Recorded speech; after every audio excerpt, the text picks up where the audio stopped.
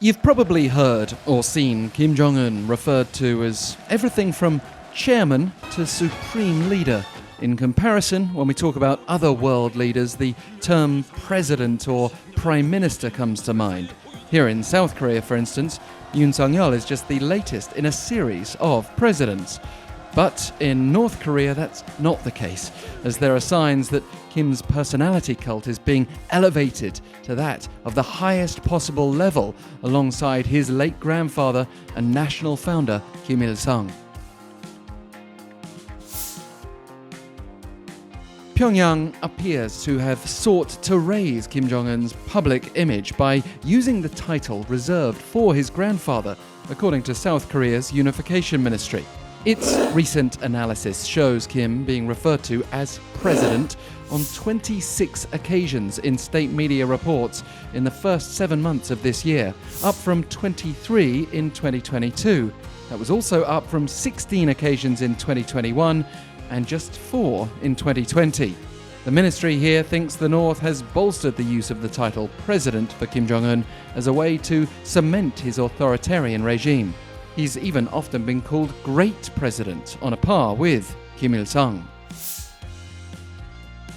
Kim Jong-un has also reduced his public activities in the first 6 months of this year to around half of the average, although his appearances in public have been trending downward over the last decade. Perhaps it's a case of less is more as the mystique around him grows, and most of his appearances have been related to military activities. We've seen him firing his own weapon, as well as overseeing the development of North Korea's nuclear arsenal. Meanwhile, there's been a continuous rotation of senior military officials, further demonstrating Kim's efforts to maintain his grip on power. But we've also seen the softer side of Kim Jong-un. He's been seen shedding tears in state media coverage on 10 occasions this year, including during July's military parade in Pyongyang.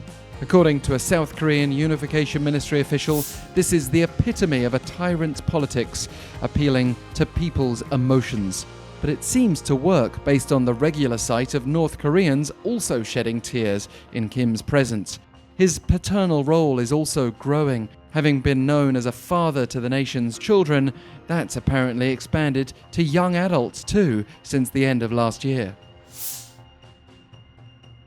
But it's interesting that the leader's reported economic activities have been limited to barely a handful this year, as the hardship he's admitted to in the past seems to be somewhat alleviating, aided by supplies of summer farm produce such as potatoes and corn. Not that the food situation is easy for everyone, as ordinary North Koreans have been hit by price hikes this year. For example, the price of flour soared 445% in the first quarter compared with the same period in 2019. Amid tight global sanctions, the North's dependence on trade with China was also found to be 96.7% last year.